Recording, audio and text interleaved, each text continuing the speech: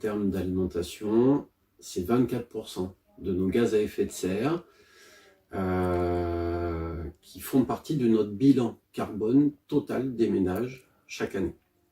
Du coup, en diminuant la consommation de viande, sans devenir complètement végétarien, permet de diminuer les transports de marchandises, de mieux utiliser les surfaces agricoles au bénéfice de la production d'aliments à base de végétal.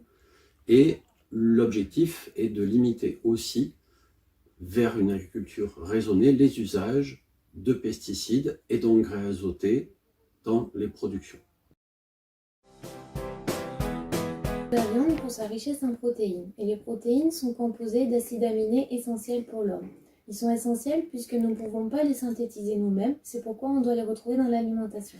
Donc dans l'alimentation végétarienne, nous pouvons très bien consommer des œufs qui contiennent tous ces acides aminés essentiels, et aussi des produits laitiers tels que les yaourts et le fromage. Aussi faire plusieurs associations dans la journée afin d'apporter tous ces acides aminés, tels que par exemple les céréales, comme les pâtes, le riz, le quinoa ou bien encore la semoule de couscous, avec des légumineuses, donc les lentilles, les pois chiches, les haricots rouges ou bien encore les protéines de soja.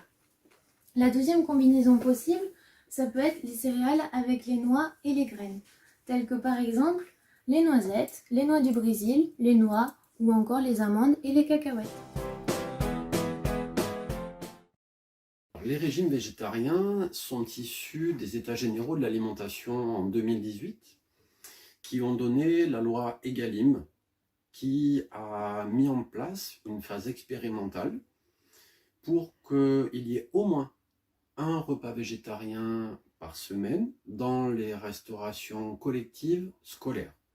Le but est d'accompagner les gestionnaires, les cuisiniers à la mise en place de ces repas et à une sensibilisation collective des mangeurs et de ceux qui cuisinent, qui préparent les commandes, à orienter des repas qui ont plus de végétal et du coup indirectement qui touchent à tous les enjeux d'une alimentation plus durable.